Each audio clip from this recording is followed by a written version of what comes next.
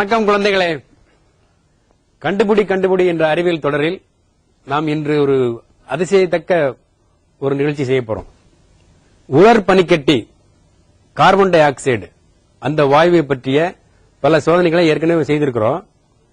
திட நிலையில் உள்ள கார்பன் டை ஆக்சைடு பற்றிய சோதனைகளை நம்ம செய்திருக்கின்றோம். இந்த சோதனை செய்யும் பொழுது இதை பார்ப்பதனால் நமக்கு என்ன நன்மை கிடைக்கிறது என்பதை பற்றி ஒரு சிறிய ஒரு நகைச்சுவையா ஒன்று சொல்றேன். ஒரு பையனை பார்த்து, ஒரு மாணவனை பார்த்து நான் வகுப்புல கேள்வி கேட்டோம். என்ன கேள்வி என்றால், குமிழ் விளக்குக்கும் குழல் விளக்குக்கும் உள்ள வித்தியாசம் என்ன என்பது கேள்வி. உடனே ஒரு பையன் எழுந்து சொன்னான், சார் நான் சொல்றேன் சார். சொல்லுடா பண்ணும். அவன் சொல்றான், சார் சுவிட்ச போடுறீங்க, அப்படி எரிஞ்சா அது குமிழ் விளக்கு. திரும்பவும் சுவிட்ச போடுறீங்க,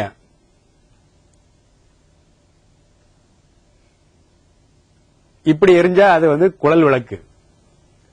உடனே இன்னொரு பையன் சொன்னா, சார் சோடியம் வேப்பர் லேம்ப் பாத்திருக்கீங்களா, அது எப்படி எரியும் நான் சொல்றேன் சார் அப்படின்னா.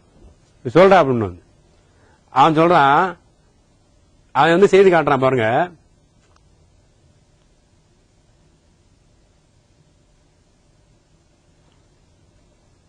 இப்படி எரிஞ்சா அது சோடியம் வேப்பர் லேப். இப்ப எனக்கு ஒரு ஐடியா வந்துருச்சு, கருத்து வந்தது. இப்ப எல்லாம் நமக்கு இந்த குழல் விளக்குகளை சுருட்டி சுருட்டி சின்னதா வச்சிருப்பாங்க. அதுக்கு பேரு கச்சித குழல் விளக்குகள் அல்லது காம்பாக்ட் புளோரசன்ட் லேம்ப், CFL. அது எப்படி இருக்கு அப்படின்னா, இப்படி கை காலெல்லாம் மடக்கிட்டு அப்படி பார்த்தா அது கச்சித குழல் விளக்குகள் அப்படின்னு எனக்கு ஒரு கருத்து வந்தது. இதெல்லாம் ஏன் சொல்றோம் அப்படின்னா, இப்போ இந்த விளக்குகள் எல்லாம் எப்படி செயல்படுகின்றன என்பதை நாம விளக்காமலேயே வெறும் ஊமைப்படம் போன்று அந்த செயலை செய்து காட்டுவதன் மூலமாக எளிமையாக புரிந்து கொள்ளலாம் என்பது இதனுடைய கருத்து. அந்த அடிப்படையில தான் நாம நிறைய சோதனைகள் எல்லாம் செய்து காட்ட போறோம். நீங்க சோதனைகளை பார்த்தாலே உங்களுக்கு அந்த கருத்துக்கள்லாம் நிறைய புரியும். சோதனைகளை பார்க்கும் பொழுது கருத்துக்கள் மிக எளிமையாக விளங்கும். நீங்க செய்து பார்க்கும்போது இன்னும் அதிகமாக புரியும். அதனாலதான் நாம செய்து பார்க்கும் பொழுது அந்த கருத்துக்களை மிக மிக தெளிவாக புரிந்து கொள்கின்றோம். இந்த ஒரு முன்னுரையோட நம்ம இன்னைக்கு சோதனை செய்ய போறோம். உலர் பனிக்கட்டி. அந்த உலர் பனிக்கட்டி என்பது உறைய வைக்கப்பட்ட கார்பன் டை ஆக்சைடு வாயு. இப்ப பொதுவாக பொருட்கள் 3 வகைப்படும். என்னென்ன வகைப்படும்? ஒன்று திடப்பொருள், திரவ பொருள், வாயு பொருள். இப்போ உதாரணமா ஒரு தண்ணி எடுத்துக்கோங்களேன். இப்ப தண்ணியை நம்ம சூடுபடுத்துறோம், என்ன ஆகுது? ஆவியாகுது. தண்ணீர் திரவ நிலை, நீர் ஆவியானது அந்த வாயு நிலை. இப்ப தண்ணீரை குளிர வைக்கிறோம். நம்ம குளிர்சாதன பெட்டி வீட்டில் இருக்கிறது அந்த பெட்டி ஃப்ரிட்ஜ், அது உள்ள வச்சிங்க அப்படின்னா ஒரு 2-3 மணி நேரத்தில் அது பனிக்கட்டியாக மாறி வரும். சோ ஒரே பொருள் 3 நிலையில் இருக்கிற போல இந்த கார்பன் டை ஆக்சைடு வாயுவையும் நாம 3 நிலைகளில் அமைத்துக் கொள்ளலாம். இப்போ நேரடியா அந்த வாயு நம்ம ஏற்கனவே சோதனையில பார்த்த மாதிரி அதுக்கு வாயு நிலையில் இருக்கு. இப்ப நம்ம அந்த கார்பன் டை ஆக்சைடு வாயுவை பார்க்கணும். அந்த ட்ரை ஐஸ் என்று சொல்லக்கூடிய திட நிலையில் உள்ள உலர் பனிக்கட்டி எடுங்க பார்க்கலாம்.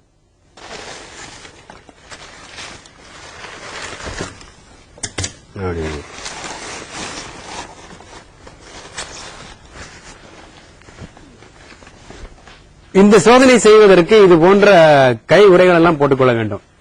ஏன்னா ஒவ்வொரு சோதனை செய்யும் பொழுதும் அந்த சோதனையினுடைய முன்னெச்சரிக்கை நடவடிக்கை என்ன என்பதை தெரிந்து கொள்ள வேண்டும். இப்ப 2 வகையான கட்டிகளை இங்க வைத்திருக்கிறோம். 2மே பனிக்கட்டி தான். இதற்கு பேரு உலர் பனிக்கட்டி, இது நம்ம நீர் பனிக்கட்டி, சாதாரணமான பனிக்கட்டி. இவை 2 பொருட்களையும் நம்ம கையாளும் பொழுது இதற்கு அவ்வளவு தேவையில்லை. பட் இந்த உலர் பனிக்கட்டியை கையாளும் போது இது மாதிரி தோல் கையுறைகள் போட்டுக்கொள்ள வேண்டும். ஏனென்றால் இதனுடைய வெப்பநிலை -78 டிகிரி சென்டிகிரேட். இப்ப சாதாரணமா நாம பார்க்கக்கூடிய நீர் பனிக்கட்டி இருக்கு பாருங்க, இந்த நீர் பனிக்கட்டினுடைய உறைநிலை அல்லது உருகு நிலை 0 டிகிரி சென்டிகிரேட். ஏறத்தாழ இதுக்கு ஒரு வித்தியாசம் 78 டிகிரி இருக்கு. அதனால குறைந்த வெப்பநிலைகளை கையாளும் பொழுது, தொடும் பொழுது நேரடியாக கையால் தொடாமல் ஒரு கை உறைகள், குறிப்பாக தோல் கை உறைகள் போட்டுக்கொள்ள வேண்டும் என்பதுதான் என்னுடைய முன்னெச்சரிக்கை நடவடிக்கை. இப்ப நான் என்ன செய்ய போறேன், 2 பனிக்கட்டிங்க வச்சிருக்கிறோம். இதற்கு ஏன் உலர் பனிக்கட்டின்னு பேரு? இங்க பாருங்க, இதுல அந்த வாயு வெளியே வந்துட்டு இருக்கு. வெளியே சும்மா வச்சாலே வாயு வருது. ஆனா இதுல அந்த மாதிரி எதுவும் வாயு வரல. ஏன்னா இது 100 டிகிரிக்கு தண்ணீர் கொதித்த அப்புறம் தான் அந்த நீராவி வெளியே வரும். இங்க அப்படியே வருது. அது மட்டும் இல்ல, கொஞ்ச நேரத்தில் பாத்தீங்கன்னா இங்க பாருங்க தண்ணி கொட்டிருக்கு பாருங்க. இது உருகும். இந்த பனிக்கட்டி உருகி தண்ணியா கொட்டும். ஆனா இது உருகாது. இதுதான் உலர் பனிக்கட்டி. இது கார்பன் டை ஆக்சைடு, இது நீர். இதனுடைய மூலக்கூறு வாய்ப்பாடு வந்து H2O, இது CO2. இதுல கார்பன் ஒரு அணுவும் ஆக்சிஜன் 2 அணு இருக்கு. இதுல ஆக்சிஜன் ஒரு அணு, ஹைட்ரஜன் 2 அணுக்கள் இருக்கு. இதுதான் அதனுடைய வேறுபாடு. இது 0 டிகிரி சென்டிகிரேட், இது -78 டிகிரி சென்டிகிரேட். இதான் ரெண்டுக்கும் உள்ள அந்த வேறுபாடு. ஏன் நேரடியா அந்த வாயு நிலைக்கு வருதுங்க பாருங்க, வருது பாருங்க. ஏன் இந்த வாயு நிலைக்கு வருது அப்படின்னா, இதற்கு பேர் பதங்கமாதல். அப்படின்னா ஒரு திடப்பொருள் திரவ நிலைக்கு மாறாமலேயே வாயு நிலைக்கு நேரடியாக மாறினால் அதற்கு பேர் பதங்கமாதல். இதுல அந்த பதங்கமாதல் இல்ல. இங்க பாருங்க, இது வந்து பாருங்க ஈரமாயிருச்சு, தண்ணி வந்துருக்கு பாருங்க. இங்க பார்த்தா தெரியுது வந்து, இங்க பாருங்க கையில வருது வந்து. பட் இதுல இருந்து தொட்டு பார்த்தா அப்படி வந்து வராது. இப்போ இங்க இருக்கக்கூடிய அந்த உலர் பனிக்கட்டி, இந்த உலர் பனிக்கட்டி திரவ நிலைக்கு வராமல் நேரடியாக வாயு நிலைக்கு செல்லுவதை பதங்கமாதல் என்று சொல்கின்றோம். இதுதான் என்னுடைய வேறுபாடு. இப்ப நம்ம இந்த ரெண்டையுமே நம்ம என்ன சோதனை செய்ய போறோம்னா, இந்த தண்ணியில போட்டு பார்க்க போறோம். இந்த நிகழ்ச்சியில உதவி செய்வதற்காக நம்முடைய மாணவர் கோவிந்தன் வந்திருக்கிறார். வந்து நாங்க 2 பேரும் இந்த சோதனைகள்லாம் செய்ய போறோம். இப்ப நீங்க எடுத்து உள்ள போடுங்க. Okay, right. இது பாருங்க, பனிக்கட்டியில ஓடுது. வந்து எங்க போனாலும் சரி, சின்ன சின்ன துகள்கள் வந்தாலும் கொஞ்சம் கூட அதுல இருந்து இந்த திரவம் எல்லாம் வர்றதில்ல. கார்பன் டை ஆக்சைடு திரவமே வர்றதில்ல, நேரடியாக வாயு நிலைக்கு போயிருது. இப்ப இதை எடுத்து நான் என்ன பண்ண போறேன், இந்த மீன் தொட்டியில் உள்ள தண்ணியில போடுறோம். ஆஹா, 2 விஷயம் கவனிக்கணும் நீங்க. ஒன்று, அது மூழ்கி விட்டது. மூலிகை மட்டும் இல்லாமல் குபு குபு குபுன்னு இந்த நீர் குமிழிகள்லாம் வெளியே வந்துட்டு இருக்கு. ரொம்ப பயங்கரமா வந்துட்டு இருக்கு. இந்த வெளியே வரக்கூடிய நீர், இந்த குமிழ்கள், வெளியே வரக்கூடிய குமிழ் என்ன குமிழ்கள்? கார்பன் டை ஆக்சைடு வாயு குமிழ்கள். இப்ப மேல பாத்தீங்கன்னா அந்த பனி மூட்டம் போன்ற ஒரு விளைவு தெரியுது. வந்து தெரியுதா உங்களுக்கு? இப்ப இதே இதுல இதை போடுவோம். நம்ம பனிக்கட்டி தூக்கி போட்டீங்கன்னா என்ன ஆகுதுன்னு பாருங்க, போட்டு பார்க்கலாம். இப்ப ரெண்டையும் போட்டிருக்கேன் பாருங்க. பனிக்கட்டி மிதக்கிறது. ஆனால் அந்த உலர் பனிக்கட்டி, கார்பன் டை ஆக்சைடு பனிக்கட்டியானது மூழ்கி விட்டது. என்ன காரணம்? இது ஆர்கிமிடிஸ் தத்துவத்தின்படி இந்த உலர் பனிக்கட்டினுடைய அடர்த்தி மிக அதிகம், தண்ணீரை விட அதிகமாக இருப்பதால் மூழ்குகிறது. இந்த நீர் பனிக்கட்டியினுடைய அடர்த்தி தண்ணீரை விட குறைவு. இதுவும் நீர் தான், அதுவும் நீர் தான்.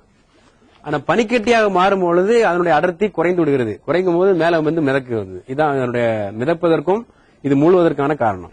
ஒன்று. இப்ப ஏன் வெள்ளையா தெரியுது? இப்போ கார்பன் டை ஆக்சைடு வாயுனுடைய மற்ற பண்புகள் என்ன என்றால், அதுக்கு நிறம் இல்லை, மனம் இல்லை. ஆனா தண்ணியில கலந்து குடிச்சு பாத்தீங்கன்னா கொஞ்சம் ஒரு மாதிரி தோற்ப ஒரு மாதிரி ஒரு சுவை இருக்கும். ஆனா நிறமும் இல்லை, ஆனா மனமும் இல்லை. ஆனா நிறம் இருந்து இங்க எப்படி தெரியுது? ஆனா வெள்ளையா தெரியுது. இதற்கான காரணம் என்ன? இதுதான் முக்கியமான கேள்வி. இப்ப ஏற்கனவே நீங்க இதுக்கு ரொம்ப எளிமையா நீங்க விடை சொல்லிடலாம். நம்ம திரவ நைட்ரஜன் சோதனையில இதை பத்தி நிறைய பார்த்தோம். அதுக்கும் நிறம் கிடையாது. ஆனா அது வெள்ளையா தெரிஞ்சுது.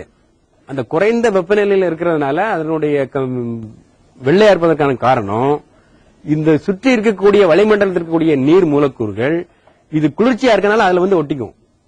அப்படி ஒட்டிக்கொள்வதால் அது வெள்ளையா தெரியுது. இந்த வெள்ளையா தெரியறது எல்லாமே நீர் மூலக்கூறுகள். அது அங்கங்க நம்ம பம்ப் ஆகிட்டு இருக்கு. அப்படியே மேல மேல வந்து குதிச்சிட்டு இருக்கு. வேற உண்மை இல்ல. வந்து இங்க பாருங்க, இவங்க நேரடியா அந்த வாயு வெளியே வருது பாருங்க.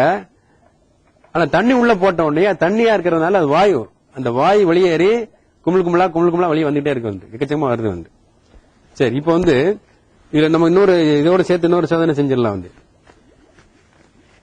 இங்க பாருங்க, இன்னும் கொஞ்சம் போட்டுருவோம்.